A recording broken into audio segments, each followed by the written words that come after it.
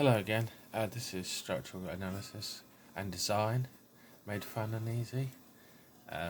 This is I'm just remaking a video that I'd already done. There was a small mistake at the end of it, so I'm going to take that video down. So this is take 2. This is the most simple this is for a very short column. This is reinforced concrete.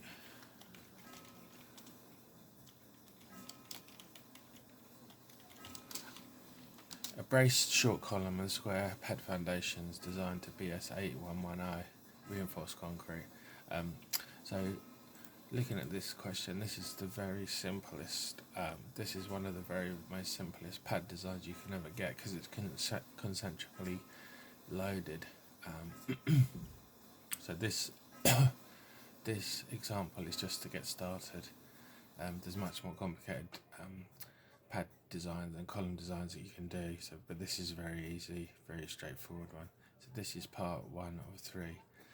So please like the video and subscribe to the channel. Please donate if you can to let me make more videos like this.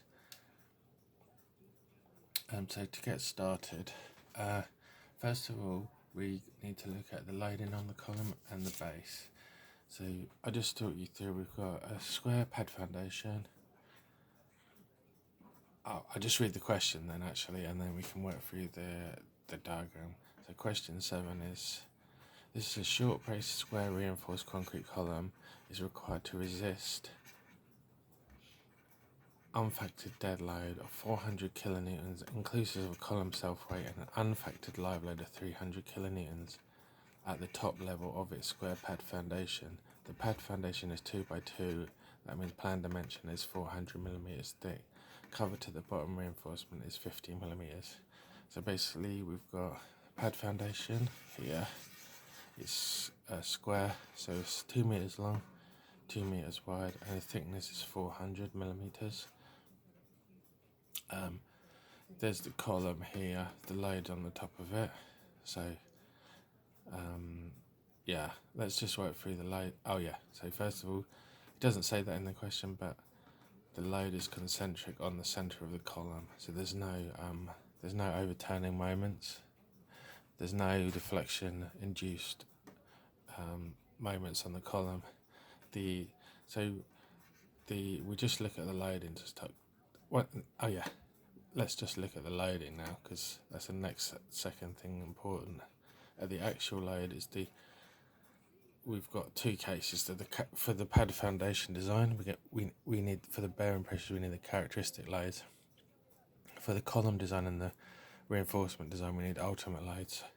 So it says in the question, unfactored loads, dead loading 400 kilonewtons, live loading 300 kilonewtons. That's concentric on the center of the column.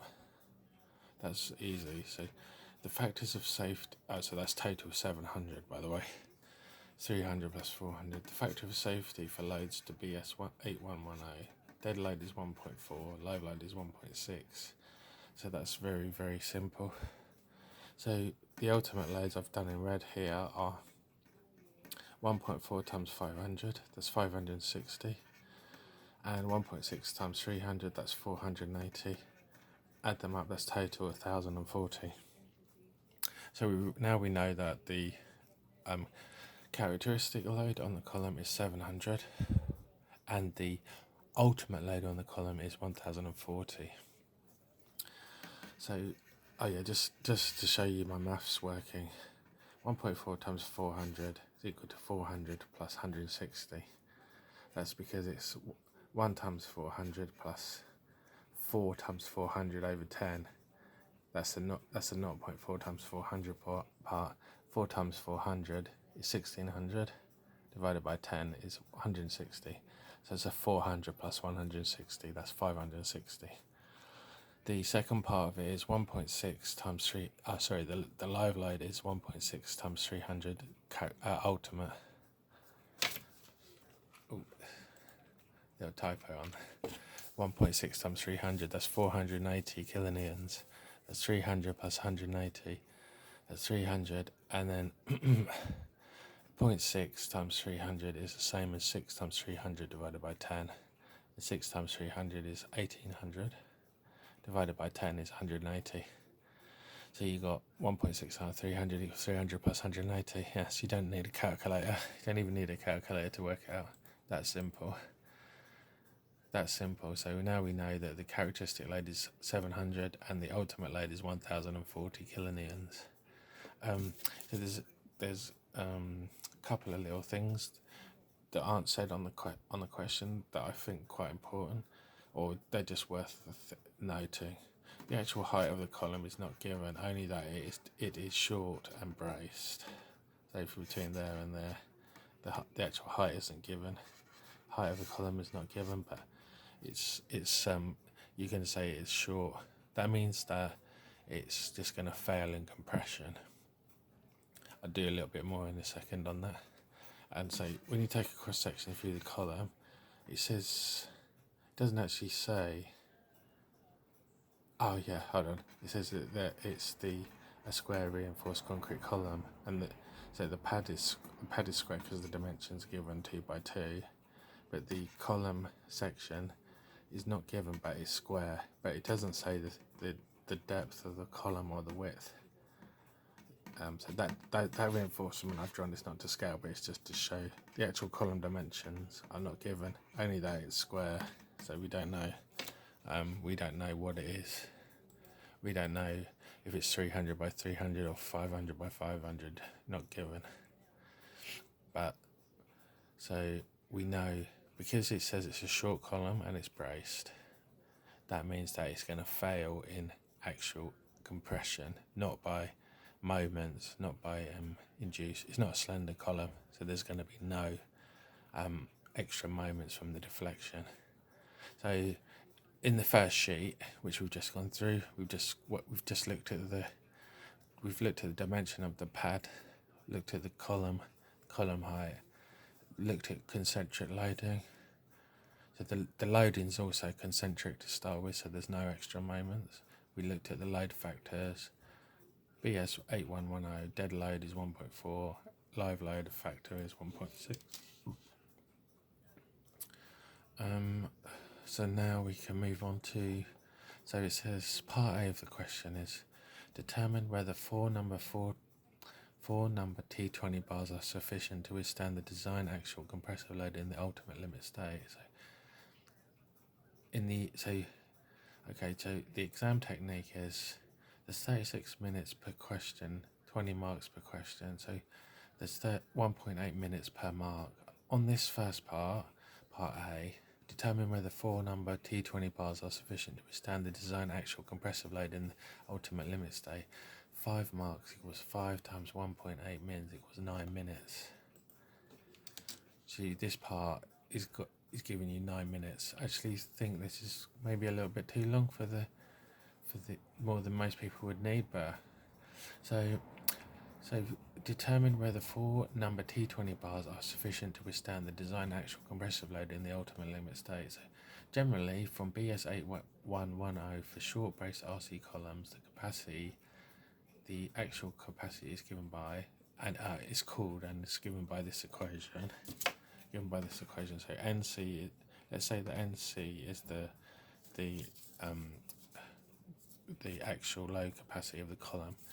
So it's equal to the safety factor of steel times the area of steel times the yield strength of steel plus the safety factor of concrete plus the area of concrete plus the yield strength of concrete. But so that's generally when we've got actual load only. This equation is applied when we have actual compression only, pure actual compression stress failure only, no buckling nor Euler buckling load. So that's just important to remember. I've done a little diagram to show this is not in this question, this curve bit that I've drawn here, but I'm just showing if you had a slender column, the column can deflect like this under the load, and then you get extra moments from the lever arm that's created from the deflection. So that will cover in another video. So in this question we don't get a deflection like this. I just put it in to show this is not what we get. We get just this pure, everything's concentric. So there's another little thing in this question. It says work out if the steel reinforcement can take the load. So we only use the steel part of the equation. Equation 1's just say that one. So NC, safety factor of steel, times the area of steel times Fy. So it says check whether 4T20 provided are okay. The question says that 4T20 are provided. So this usually, again, you would use your tables of reinforcement or a calculator, but just show you how it's worked out. Area of 1T20, pi times r squared, 3.142 times 20 over 2 squared, 314.2 millimeters squared.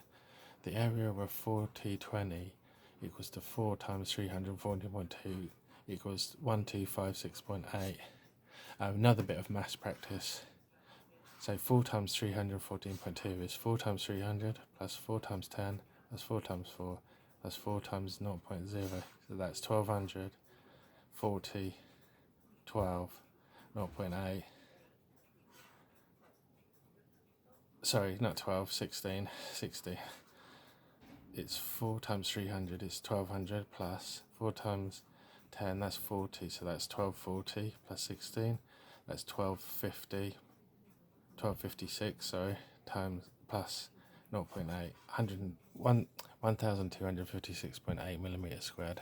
So NC equals to 0.95 times 460 times 1256.8 equals 549,221.6 newtons equals 549.22 kilonewtons. This is less than the ultimate load applied of 1040, so the steel reinforcement alone cannot withstand the actual load. I mean, it's not even half. It's not even. Oh, it's almost half.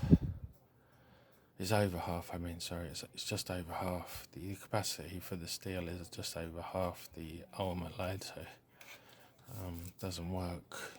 It doesn't actually say. It doesn't actually say in the question as I said, it doesn't say in the question what the column dimensions are, so we can't work out what the concrete capacity is.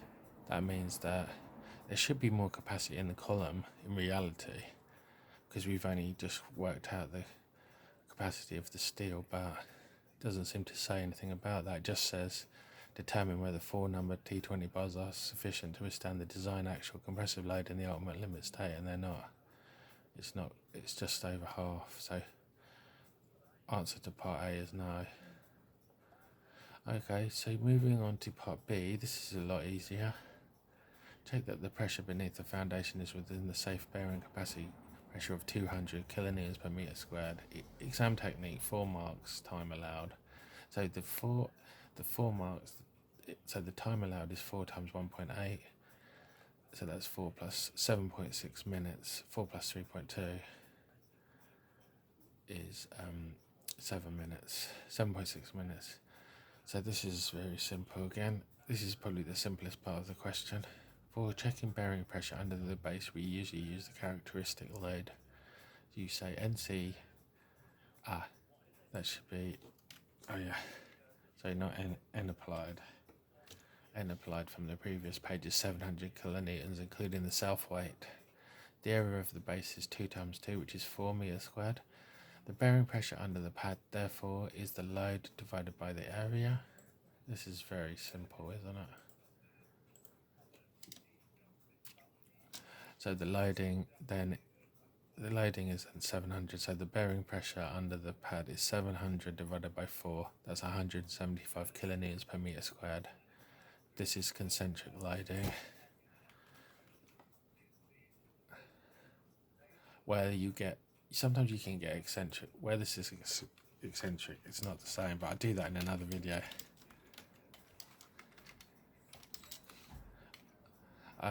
So basically the answer to this is yes, it passes, because 175 kilonewton per meter is less than 200. This is very simple, very straightforward question. So this is going to be, so part C, it says I determined the spacing of T20 bars in the base to resist the bending moments in the base. The exam technique says 8 marks time allowed, 8 times 1.8. So 8 times 1.8 is 14.4. So I've highlighted this in red because we're back to the ultimate limit state loads. So for the design, we are back to the ultimate limit state. Therefore, pressure of 1040 divided by 4 is 210 kilonewtons per meter squared. So that's the ultimate bearing pressure under the pad. So for this, when you design a base, I was always told that you had to pretend the base is upside down, so there is a uniform distributed load in 2 directions over the entire area of the slab. So basically, let's just pretend the column is here, and we got this pressure over the whole base. We just worked out is 210 because it's 1040 divided by 4. So the equivalent point load on one side of the base that creates a moment. So on one half of the base there will be 210 times 1. 210 times 1. Sorry, yeah, this is... I need to do this. I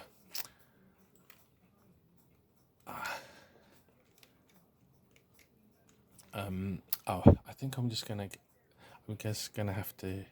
I'll include this part C in part 2 of the. In part 2, I just need to tidy up something. But what we've done, we've covered. Part A was we've got short. In summary, we had a short braced square column with a square pad foundation. We've gone through the characteristic and ultimate loading. We've looked at that the load is concentric. We've then worked out that the steel bars alone, in part A, we've worked out the steel bars alone, they cannot hold the weight, the ultimate weight. And in part B, we looked at the characteristic bearing pressure under the base. That's 175. So